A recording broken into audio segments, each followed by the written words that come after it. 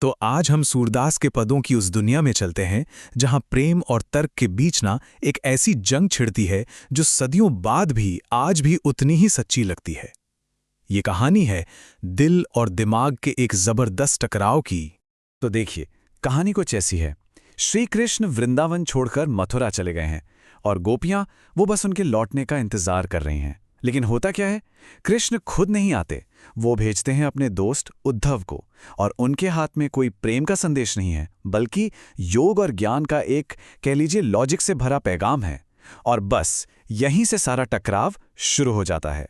तो गोपियों का जो पहला रिएक्शन है ना, वो सीधा सपाट नहीं है।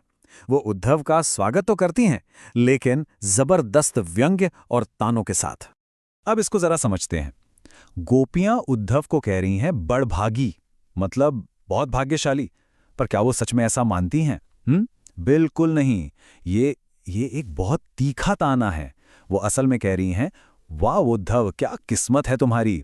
कृष्ण के इतने पास रहकर भी तुम उनके प्रेम के धागे से एकदम अछूते रह गए, उनके प्यार में डूबे ही नहीं। मतलब वो उन्हें भाग्यशाली नहीं, बल्कि दुनिया का सबसे अभागा इंसान बता रही हैं। और देखिए, अपनी बात को समझाने के लिए गोपियां कितने कमाल के मेटाफर्स का इस्तेमाल करती हैं।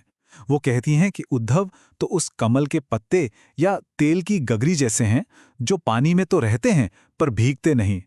मतलब कृष्ण के पास तो हैं, पर उनके प्रेम का कोई असर ही नहीं है।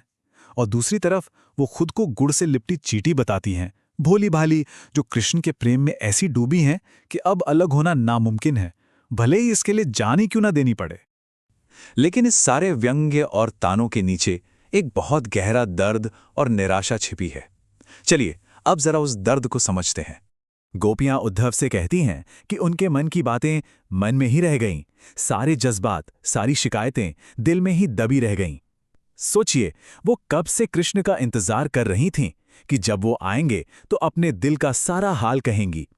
लेकिन अब इस ज्ञान के संदेश ने तो सारी उम्मीद ही तोड़ दी। अब वो अपनी बात किससे कहें? उनके सारे शब्द दिल में ही कैद हो गए हैं। अब यहां एक बहुत जरूरी सवाल उठता है। उद्धव का संदेश तो उनकी पीड़ा को शांत करने के लिए था, है ना? तो फिर ऐसा क्या हुआ कि उनके बिछड़ने का दर्द, उनकी विरह की आग कम होने के बजाय और ज्यादा भड़क उठी? और इसका जवाब बहुत पावरफुल है। गोपियों के लिए उद्धव का लाया ये ज्ञान का संदेश पानी नहीं था, बल्कि ये घी था। जी हाँ, घी। इस संदेश ने उनकी जुदाई की आग में घी का काम किया, उसे बुझाने के बजाय और तेज कर दिया। सच ही है, प्रेम के घाव पर तर्क का मरहम ताम नहीं करता, वो उसे और भी गहरा कर देता है। और यहीं गोपियों को लगता है कि कृष्ण ने प्रेम की सबसे बड़ी मर्यादा, सबसे बड़ी सीमा तोड़ दी है। देखिए, प्रेम का एक अलिखित नियम होता है, विश्वास का और लौटकर आने के वादे का। कृष्ण के ना आने से ये मर्यादा टूट गई और गोपियों का सब्र अब जवाब दे चुका है। तो अब गोपियां उद्धव के ज्ञान को पूरी तरह से रिजेक्ट कर देती हैं और अपने अटूट प्रेम का एक तरह से ऐलान करती हैं। और इसके लिए वो अपनी तुलना करती हैं हारिल पक्षी से। ये एक ऐसा पक्षी है जो हमेशा अपने पंजों में एक लकड़ी का टुकड़ा दबाए रखता है। वो मानता है कि वही उसका एकमात्र सहारा है और वो उसे कभी नहीं छोड़ता, किसी भी हालत में नहीं। और ये मेटाफर एकदम सटीक बैठता है। गोपियां कहती हैं, जैसे हारिल पक्षी के लिए वो लकड़ी सब कुछ है, वैसे ही हमारे लिए कृष्ण है। हमारा मन, हमारा कर्म, हमारे शब्द, सब कुछ कृष्ण के लिए है। जागते सोते, यहाँ तक कि सपनों में भी हम बस कान्हा कान्हा ही जपते हैं। ऐसे में तुम्हारा ये ज्ञान का संदेश हमें एक कड़वी ककड़ी जैसा लग रहा है, एकदम बेस्वाद और हमारे किसी काम का नहीं। और आखिर में वो उद्धव से साफ साफ कह देती हैं, देखो, ये योग और ज्ञान की बातें उन्हें जाकर सिखाओ जिनका मन चक्री की तरह घूमता रहता है, जो अनस्टेबल हैं। हमारा मन तो पहले से ही एक जगह पर टिका हुआ है, कृष्ण के प्रेम में। हमें इसकी कोई जरूरत नहीं है। और अब गोपियों का तर्क एक बिल्कुल नया और कह सकते हैं बहुत तीखा मोड़ लेता है। अब यह सिर्फ प्रेम का दर्द नहीं रह जाता, बल्कि एक पॉलिटिकल कमेंट्री बन जाता है। गोपियां अब ताना कसती हैं कि लगता है कृष्ण ने मथुरा जाके राजनीति के बड़े बड़े ग्रंथ पढ़ लिए हैं, कि वो अब पहले वाले सीधे साधे कान्हा नहीं रहे, बल्कि एक बहुत चतुर पॉलिटिशियन बन गए हैं। और वो कृष्ण की पूरी स्ट्रैटेजी को एक एक करके सामने रखती हैं। वो कहती हैं, देखो, एक तो वो पहले से ही बहुत चतुर थे, ऊपर से अब उन्होंने राजनीति भी पढ़ ली है। फिर उन्होंने बड़ी चालाकी से तुम्हें यहां भेजा ताकि हमारा हाल भी जान लें और खुद आने की तकलीफ भी ना उठानी पड़े।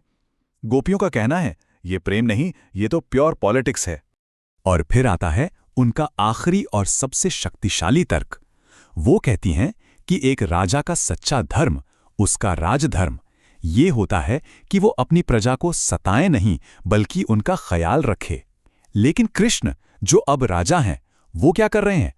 वो अपने ही लोगों को दुख दे रहे हैं। उन्होंने उद्धव को भेजकर हमें तड़पाया है।